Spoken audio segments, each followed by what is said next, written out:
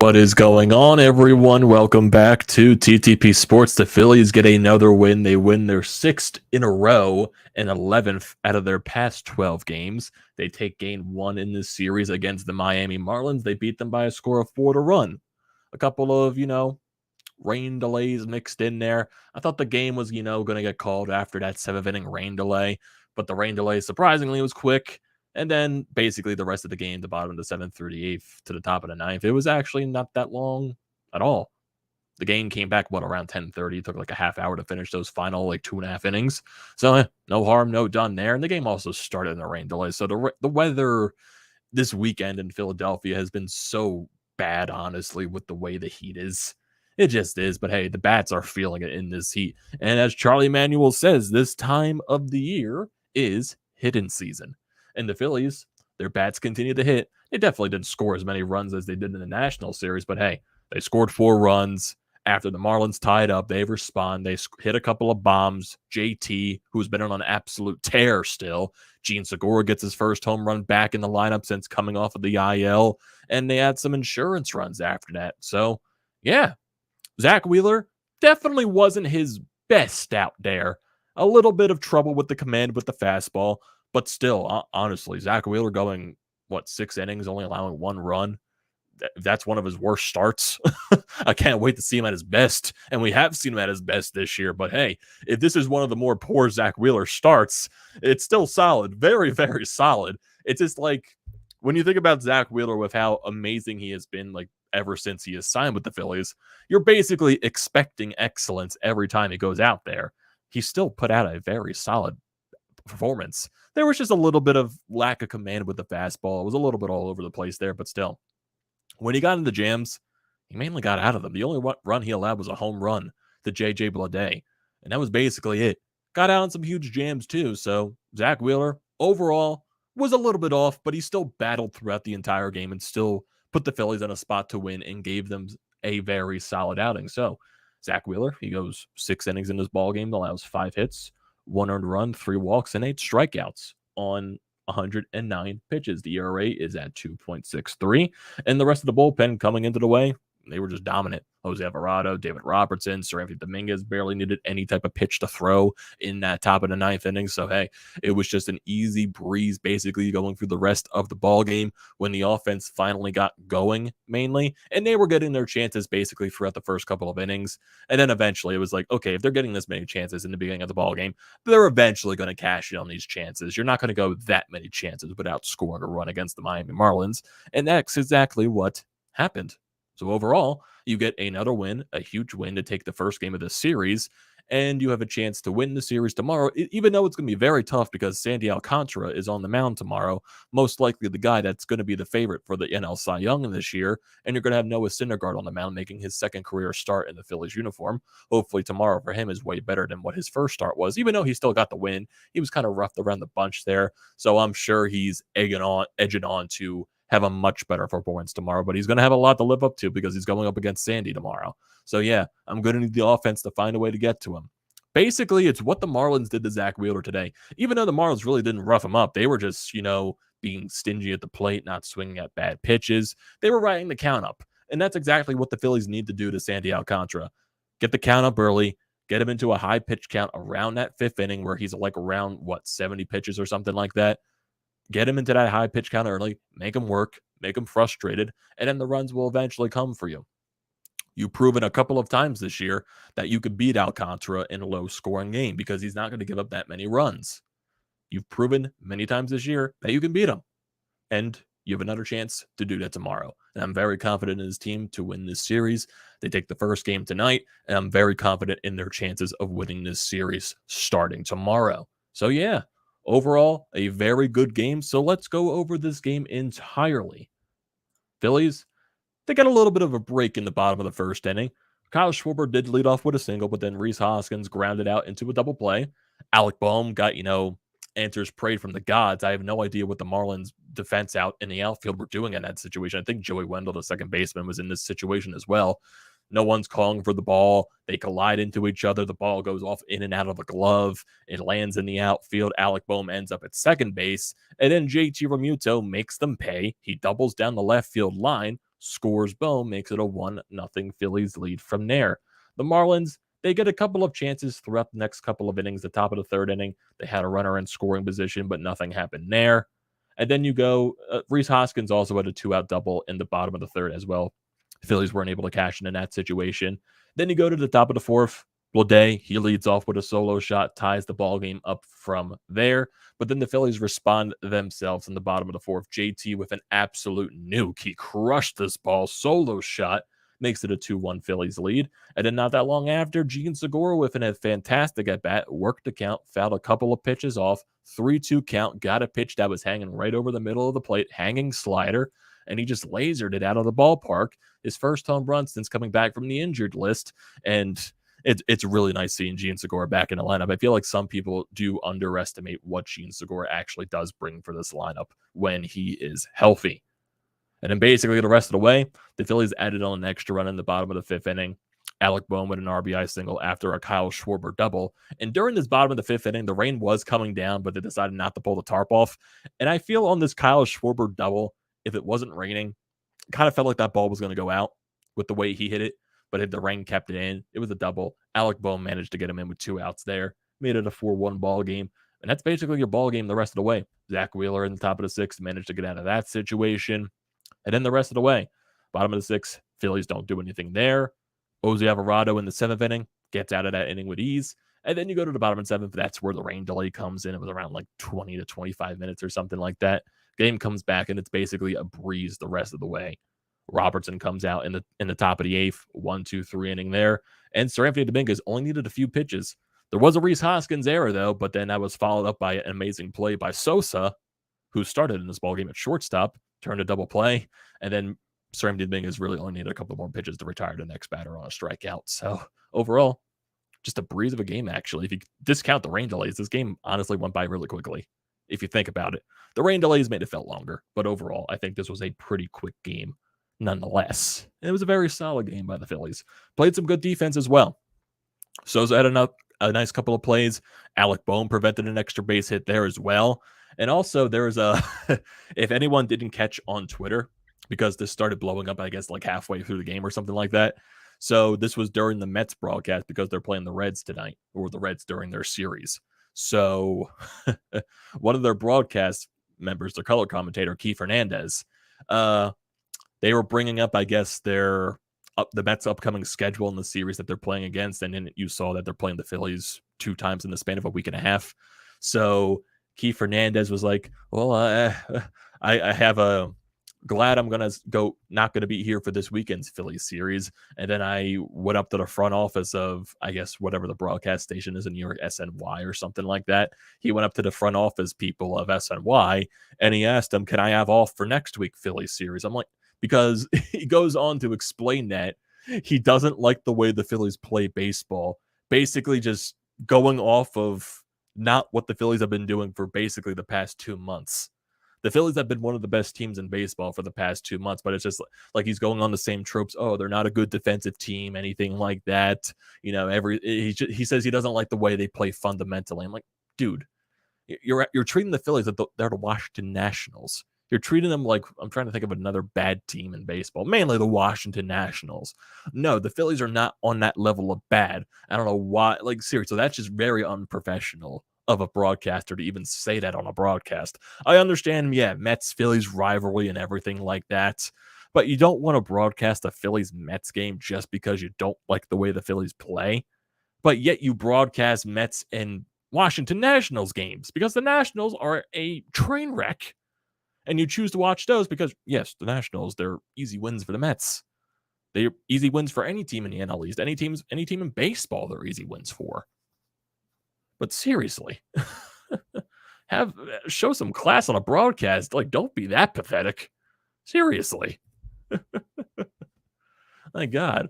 And then basically Phillies Twitter was just having fun with the entire situation. A lot of Mets fans were getting mad at that because they thought the Phillies fans were getting mad. It was basically just a very funny moment in that situation. But overall, it was just a weird thing to say on a broadcast. That's basically all I have on it. Like, just don't say it. Like, you don't have to say it. Like, you could just take those days off and like, I'm just gonna have those days off or something like that. Not even have to mention it on the broadcast. Just bring up, okay, the Phillies, they're playing good coming into this. This is gonna be a very fun and interesting series for them and the Mets. Don't say like, oh, thank God I'm not going to be here because I don't want to watch the Phillies play because I hate the way they play baseball. It was just kind of stupid overall. But yeah, it was just weird overall. But back to the actual Phillies because I enjoy watching this ball club, unlike Keith Hernandez. So the lineup. Kyle Schwarber had a great day at the plate. He goes 2 for 4. Rhys Hoskins sadly did not hit his 5th home run or hit a home run in 5 days in a row. So sadly that didn't happen, but he still got a single and a double in there. So he went 1 for 4. Alec Bohm goes 1 for 3 with a walk and an RBI. JT Realmuto, fantastic day at the plate, 2 for 4 with 2 RBIs in there, an RBI double and the solo shot. His average is actually jumping up a lot. It is at 268 right now. The slugging is going up a lot as well. And I believe the OPS is getting near 800 for him. Just imagine where JT Realmuto was like like a month ago or something like that. Like going back to before the Toronto Blue Jays series when he wasn't able to go because he wasn't vaccinated. So think about this. So I found this Joe Ettinger painted lines, does a lot of good Philly stats. JT Realmuto entered July hitting 238 on the season with an OPS of 671. In the 25 games since, he's raised those numbers to a 269 average and a 798 OPS. In 25 games, he raised his OPS basically over 100 points. That's the tear that JT is on right now, and it's been fantastic to watch from him. Fantastic. Nick Castellanos, he goes over 2 in this ball game with a walk, but he's still putting together pretty good at bats. He is seeing the ball a lot better. There was one at bat where he went down 0-2 in the count, and he worked out a walk. That's something that Castellanos never done this season. In the past couple of games, basically, since that home run he had against the Braves, he's been putting a lot of great at bats together, seeing the ball actually a lot better, taking a couple of good hacks. I'm sensing something's going to happen with Castellanos. I'm sensing something. I don't know. Just call it a gut feeling with the way he is looking at the plate recently. Gene Segura goes 2 for 3 with a solo shot. And then the rest of the lineup, Bierling goes over 3, Sosa goes over 3, and then Marsh goes over 2 with 2 strikeouts. Phillies go 2 for 6 with runners in scoring position. And if you look at the rest of the bullpen, Jose Alvarado recorded 2 strikeouts and a walk on 18 pitches. David Robertson recorded a strikeout on 12 pitches. He made a nice play in the infield, too. Like, quick hands. Ball was going right to the mound, just dropped his glove down there and grabbed it, made a nice play. Sir Anthony Dominguez only needed 5 pitches in the top of the 9th inning to get the save with a 1 strikeout. That happened, the first pitch was the Rhys Hoskins error. The second pitch was the double play. And then he only needed 3 pitches to get the final out. So very efficient stuff there from Sir Anthony Dominguez. So now the Phillies record, they are 61-48. They have won 11 out of their last 12, and they have won 6 in a row. Everything's feeling good right now. If we're looking at some outside scores, the Braves, they're currently in extra innings against the Boston Red Sox, tied 7-7. The Braves have 2 runners on base on second and third in that situation. Looking at some other teams, the St. Louis Cardinals, they're losing to the Colorado Rockies 14-5 in the top of the 7th inning. And as I'm talking about the Braves, they just made it 9-7. Looks like a 2-run double in that situation as ESPN just updated it. San Diego Padres, they're tied 1-1 against the Giants in the top of the 6th inning. So if we're looking at the standings right here, just to see what the Phillies did after this win, they put themselves in a good spot. Actually, where are the Brewers at? Because I knew they were playing today. The Brewers did win today against Tampa Bay, 5-3. So if I look at the standings currently, wild card wise, Phillies, they're still in that second wild card spot. They're a game and a half above the San Diego Padres now, who have been slumping a little bit. They lost their 5 games in a row basically since the trade deadline. So the Padres have been slumping a little bit. And the Phillies, I would assume they're 2 games above the Milwaukee Brewers for that final wild card. We're basically in the second wild card spot. So right now, the Phillies have some ground. If the Padres lose against the Giants today, that lead in the second wild card spot becomes 2 games. In the Phillies, they are currently 3.5 behind the Braves for the first wild card spot, I believe. But if the Braves win out, I would assume it'll be 4 games back. At this point, they are winning 9-7 against the Boston Red Sox. But overall, like Phillies, as we've stated over the past couple of recaps, they basically just control their own destiny. That's all they have to do. I also did see something on Twitter right here that interested me.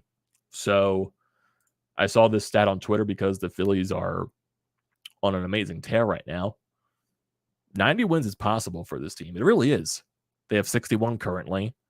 They have a lot of games left to play. And I saw someone post on Twitter after tonight's win, the Phillies only need to go 29-24 to win 90 games. So 90 games is possible. 90 games is really possible with this team. Well, 90 wins is really possible with this team. That's amazing to think where they were in the first 2 months of the year. Granted, they had one of the toughest schedules in baseball, and they found a way to come out of that basically like right around below 500. Even though Joe Girardi, it's really just showcased like, geez, Joe Girardi was like a real problem. Like he was that much of a problem. Like you wouldn't have thought that after, hiring after Rob Thompson becomes the interim. Okay, they're going on their little hot streak. They're going to go on the stretch, playing for their manager, like stepping up a little bit. But the way they're playing to this extent after Joe Girardi got fired, my goodness, they've been one of the best teams in baseball during that stretch since June. Ever since he got fired. One of the best teams in baseball. Like, if you put their records combined, I believe it's like them, the Dodgers, and the Braves have been the best teams in baseball since June. So, yeah, the Phillies have put themselves on a really nice streak going on here. A real stretch, actually. So, yeah, been really fun to watch. Really fun. And they're putting themselves in good position in this wild card spot now. They're in that second wild card spot, even though there's still a lot of season left to play. But their schedule really favors them. And they have been taking advantage of series against teams that are below 500. They won this first game against the Marlins. They swept the Nationals the past weekend. They swept the Pirates. They had that one blow against the Cubs, but we'll brush that under the bus right now because they've been a lot better since that series against Chicago. And yeah, they won a couple of games against the Braves. They won 3 out of those 5 games that they played in the span of 2 weeks. They've been on a major tear basically since that Cubs series. And if you go to the rest of the schedule and look at the teams that they're playing, really the only team that's going to be above 500 that they're playing over the next span of month is the New York Mets. Like, so if you go from now till the end of August, and even the beginning of September, or if you go from now, August 9th, well, let's go to August 10th, actually, because this game's over. Let's go to tomorrow, August 10th. If you look from August 10th to maybe September 15th, the only team that the Phillies play that are above 500 are the New York Mets. From now to the September 15th. From now to September 15th, the only team that is above 500 that they play are the New York Mets. That is something to surprise. Maybe you could factor in the San Francisco Giants if they go on a stretch here because they're like right around the 500 mark, but they're still like a 500 below or just above 500 team. Mainly they're looking at these last 2 games against Miami. You got a 3-game series and a 4-game series against Cincinnati sprinkled in between the New York Mets games. You got a 3-game series at home against the Pirates. You're playing Arizona. You play in San Francisco. You got a 3-game series at home again in September against Miami. Another 3-game series against Washington. A 3-game series against Miami again in Miami. And then, yeah, the last stretch of the year, you got 2 series against the Braves, 7 games in the span of a week and a half. You play 2 games against the Blue Jays, but then you have another stretch against Chicago and the Nationals before your final series against Houston. 90 wins is really possible with this team with the way they're playing. 90 wins is really possible. 90 plus, honestly. I'd be shocked if they don't win 90 at this point with the way they're playing. They're taking care of business right now, but still don't want to look too far ahead. You still got to take it day by day, basically, like what this team is doing. You have a series to win against the Marlins. You have a find a way right here. Basically, just take advantage of your games. You're going to have a tough one tomorrow, though, with Alcantara on the mound. Your offense is going to have to find a way to make them work. They've proven multiple times this year that they can beat Alcantara in low-scoring games. Noah Syndergaard, though, I'm sure he's going to want to have a much better start than what he had in his first start in the Phillies uniform. He's had some time to be in the clubhouse, talk with, Caleb Coughlin, the pitching coach, JT, and all that stuff. I'm sure he's going to be ready to go for tomorrow. I'm sure. I have a feeling that Syndergaard is going to have a much better start tomorrow. Much better. How better is that going to be? Still, you gotta dampen your expectations with Noah Syndergaard. He's more of a Kyle Gibson type pitcher now. But if he can go out there and give you a performance like Kyle Gibson does on his best day, I'm not talking about a perfect game through 6 innings, but what Kyle Gibson can do at his best, if that's what Noah Syndergaard can give you, 6, 7 solid innings, he can eat those innings and put this team in a position to win a ball game. That is solid enough for Noah Syndergaard. Solid enough. And then when you go against the Mets, you're going to be facing Scherzer, you're going to be facing DeGrom, but you're also going to be having Nola and Wheeler on the backstretch of that series. So it's going to be a very, very tough pitching matchups coming up for this Phillies team. And I'm very excited to watch this team. But first, got to win a series against this Miami team. You have a chance to do it tomorrow against one of the best pitchers in baseball right now in Sandy Alcantara. So yeah, I'm very excited to watch this team. I'm continuing to be excited to watch this team. And I'm also like constantly checking the weather report just because the weather in Philadelphia has just been like so outrageously humid to where like rain is like off and on at this point. Like honestly, it feels like you are in Florida. So if I look at tomorrow's weather, just, see what it's going to be like. If I look at tomorrow's forecast, so tomorrow, it's going to be 90 degrees, partly cloudy during the day, but it says at night there's a 70% chance of scattered thunderstorms at night. How late is that going to be? I have no idea because the Phillies do play tomorrow at night. So hopefully we don't have to go for any more rain delay nonsense, or unless there is rain delay nonsense, hopefully the Phillies are winning after the top of the fifth inning to where it becomes an official game. That's basically all you're asking at that point, if it's going to be raining most of the night. But yeah, having fun watching this ball club again. It's a very fun stretch this team is going to be going for. A lot of teams that are below 500, they've been taking care of a lot of those teams this year. Let's see if they can just continue to do it. They look like they're playing a lot more confidence against the Marlins, a team that was their kryptonite. They swept the series in Miami. They won that series on the Garrett Stubbs walk-off home run a couple of months ago. They look like they're playing with a lot more confidence against this team. And they're just showing all the confidence that they have. And I can't wait to continue watching this team, and that starts tomorrow. I see some guys here in the chat. Scott Lewis, it was great to see the top of the order getting on base and scoring early. Came back with 2 runs in the fourth. Bullpen shut the door. What else we can ask for? Basically nothing there, Scott. Nothing else you can ask for. Zack Wheeler on his off night still gave you a solid 6 innings with 8 strikeouts, only 1 earned run. Seriously, if that's his worst, like imagine him at his best. Like that scares me. That honestly should scare teams. If this is Zack Wheeler at his worst performance, other teams should be scared when he's at his best.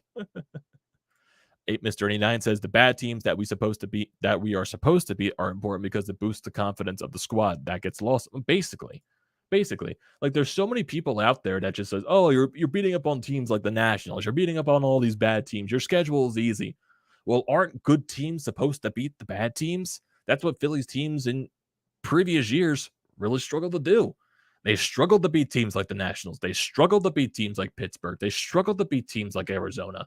All these other bad teams around the league. Teams like the Marlins really struggled against them. And now this year, they're doing it. And they have a lot more chances against teams that are below 500 that are going to be coming up a lot on the schedule. That schedule really favors them. I just hate that argument. Oh, you're playing against bad. Every team plays against these bad teams. We're not saying, oh, the Mets, they're beating these bad teams. Yeah, the Mets are a good team. The Mets are a good team. Yeah, they're better than the Phillies. I admit that. The Mets are better than the Phillies. But you also got to admit that the Phillies are also a good team because they've been playing a lot better. They've been playing as one of the best teams in baseball since June. And they really turned their season around. Braves are a good team. They take care of business against the bad teams. Dodgers, they take business against the bad teams. Some good teams, they have their flop against one bad team maybe in a series. The Phillies had that flop against the Cubs when they got swept. The Dodgers, they lost the series to the Nationals in LA. The Houston Astros, they got swept by the Oakland Athletics coming out of the All-Star break. The Yankees, they've been on a slump basically since, I would say, July, like right after the All-Star break. So overall, yeah, you get right now, teams go through their stretches of when they lose. Right now, the Phillies are on a very hot stretch, and they've been playing really good baseball. Good offense, good pitching, good bullpen, and good defense. And right now, they are playing with a lot of confidence. And I can't wait to watch tomorrow's game. I can't wait to see how they come up against Sandy. And I can't wait to see how Noah Syndergaard responds from the first start that he had, the first shaky start. I want to see his response to that. I want to see him prove people wrong. I want to see that. Scott also says he also believes one game at a time, but starting to look forward to the games in September. Oh, yeah.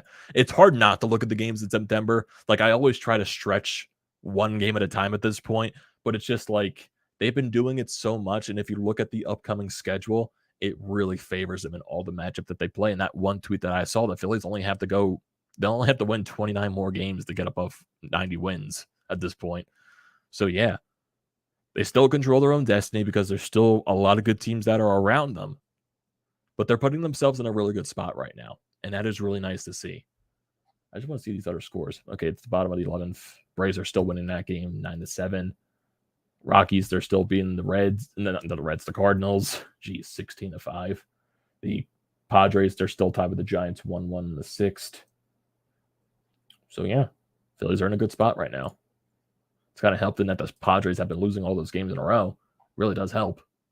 But yeah, overall. Here's a stat by Jason Stark that he just posted. So Zack Wheeler's ERA in his last 9 home starts is 1.07. The last Phillies pitcher with an ERA that good over 9 starts in Philadelphia, Cleveland Alexander in 1917 with a .76 ERA. Zack Wheeler is doing some amazing stuff for this team. And like I said, this game was not his best. It was not his best, but he still went 6 innings and only allowed 1 run and struck out 8. He got out of some jams. He put this team in a position to win the ball game. If this was his worst, well, if this wasn't his best, imagine when he is at his best. Like, what if he brings his best to that Sunday game against the Mets? They better pray. They better pray. Jake says Schwarber is due to get hot again, I think. Oh, yeah, I think Schwarber is going to get hot again. He had a couple of good rips today. I feel like he would have had a home run when it was starting to rain, but I feel like the rain brought it back in. It like kind of dampened it down a little bit. But Schwarber, he's going to have his streak again eventually. Just look at what Rhys Hoskins did over the weekend. You're going to have those stretches from Rhys. You're going to have the hot stretches from Schwarber. But right now, when you're looking at the lineup, everyone else is contributing too. So those guys don't have to carry the weight, which is nice to see. JT's getting it going. Alec Boehm has been amazing as of late. Nick Castellanos looks like he's starting to get going. Other guys too. So you just gotta, roll with it at this point. Everything's clicking on all cylinders right now. It's very fun to watch. Exactly, Scott. Excitement is the Phillies team right now. We're winning games, but why is the stadium not getting completely sold out from bucket getter? That's a good question.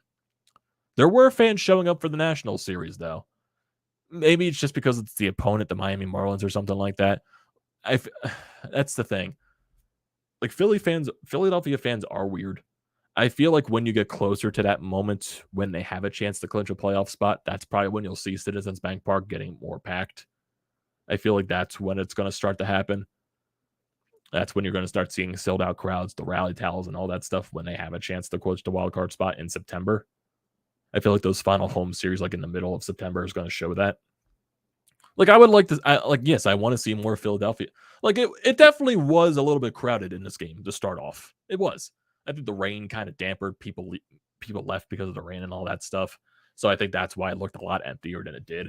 But I think the ballpark has been a lot more crowded as of late just because of the buzz surrounding this team right now. I think a lot more people are actually going to the ballpark now, which is good to see too. Which is very good to see. It's definitely going to be packed when they play the Mets next week too. Definitely that's going to be packed. Oh yeah, Tuesday definitely also affects that too. Midweek, work week. It's not a school week though. Philadelphia doesn't start school for another till the end of the month or starting in September. So yeah, definitely the week definitely impacts that as well. I'm sure if you're looking at weekend stuff as well, it's definitely more packed, especially if you look at next week against the Mets. That series is going to be packed. That is going to be a packed series against New York. Very packed. Very, very packed. Even though there's going to be a lot of Mets fans involved because the Mets fans, they do travel well and they do like to take over Citizens Bank Park. I would like to see the Phillies take over or prevent the Mets fans from taking over next weekend. I want to see how the ballpark kicks for next week's home series against the Mets. Okay? That's still a long ways away. And you still have a game to play against Miami for the next 2 days. You have a game tomorrow against one of the best pitchers in baseball in Sandy. Go get a win. Go get a series win. I'm very confident in this team right now, and everyone else should be too. Everyone else should be very excited about this team. Just imagine we have Red October, and then also the Eagles with all the hype surrounding them are at the same time. It's gonna be a very fun fall. It's gonna be a very fun September. I can't wait for every I can't wait for every moment. Can't wait for it. So I thank you guys for joining the live feed. As always, do not forget to leave a like and a comment down in the comment section down below. I like to see those. Also, do not forget to check out everything in the description. Painted Lines, BrodesMedia.